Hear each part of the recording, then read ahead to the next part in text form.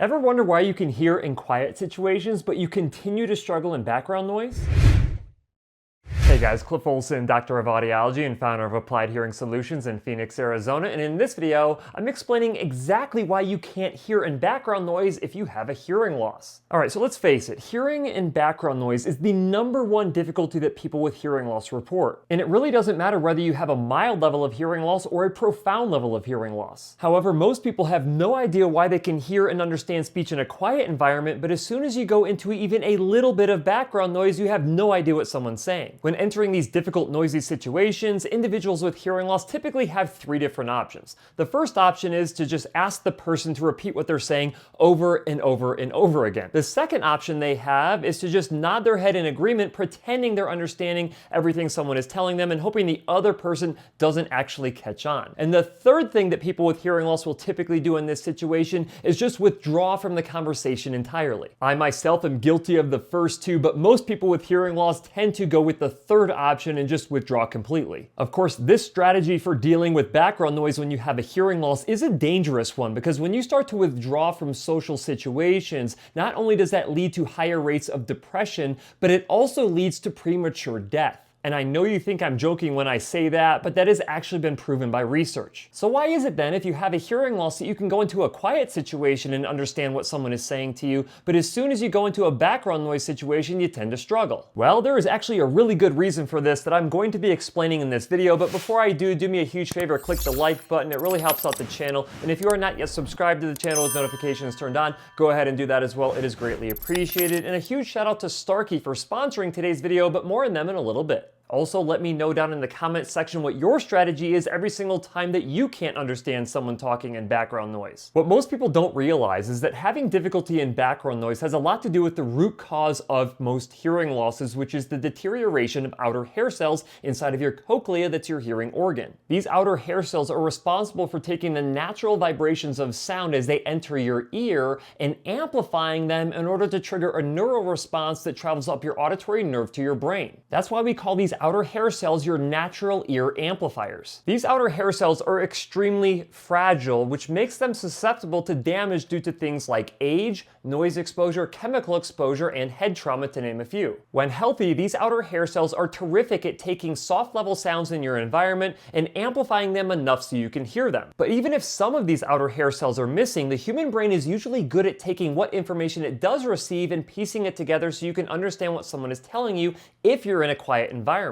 However, these outer hair cells are also responsible for helping you hear better in background noise. Now bear with me here, because I have to give you a little bit more of an in-depth anatomy and physiology lesson. Approximately 5% of the nerves that innervate these outer hair cells are called afferent nerves, meaning that they take information from the ear and send it up to the brain. The other 95% of these nerves are efferent nerves, meaning they receive information from the brain. So why would an outer hair cell be innervated by so many efferent nerves and so few afferent nerves? This is because your brain actually tells your ears which sounds to send up the auditory nerve and which sounds to suppress. In a normal hearing ear in a quiet environment, your brain tells your ears, yeah, go ahead and send all that speech information up. However, when you get into a background noise situation, the brain is sending signals down to the ear through these efferent nerve endings, telling your inner ear not to send up the noise information, but to send up the speech information. Now, when you have a hearing loss and you're in a quiet environment, your brain is still like, go ahead and just send up all the information, I'll piece it together, no problem. However, when you have a hearing loss due to the deterioration of these outer hair cells, your brain does not have the ability to send a signal down to your ears to tell it to suppress the noise from sending up to the brain. Of course, when you're in a noisy situation and you don't have enough outer hair cells, your brain is trying to send information down to your ear to tell it to suppress the background noise, but your ear never receives the signal and never can suppress the noise. That, my friend, is why it is so much easier to hear in a quiet environment, but you have extreme difficulty in a noisy environment. And this is why Starkey, today's video sponsor, has developed hearing aid technologies designed to overcome this damage to outer hair cells so you can hear better in background noise. Starkey is the largest American-owned hearing aid manufacturer based in Eden Prairie, Minnesota, and their new Edge AI hearing aid is one of the best hearing aids in the world when it comes to performance in background noise situations. The reason behind this is their new deep neural network that uses artificial intelligence to help you separate speech from background noise. When evaluating a hearing aid's ability to do this, we look at signal to signal-to-noise ratio improvements. This is a hearing aid's ability to separate speech from background noise, and the bigger this separation is, the better you'll hear. The Starkey Edge AI, when using their Edge Mode Plus feature, is capable of achieving up to a 13 decibel signal-to-noise ratio improvement, which is massive, and currently the biggest measured signal-to-noise ratio improvement of any hearing aid currently on the market. Essentially, the Starkey Edge AI is capable of doing what your outer hair cells were designed to do before they became damaged. Go ahead and take a listen for yourself. Range anxiety in the chart. Our goal at Starkey was to remove the fear from hearing aid users that they'll miss out on one of life's most important moments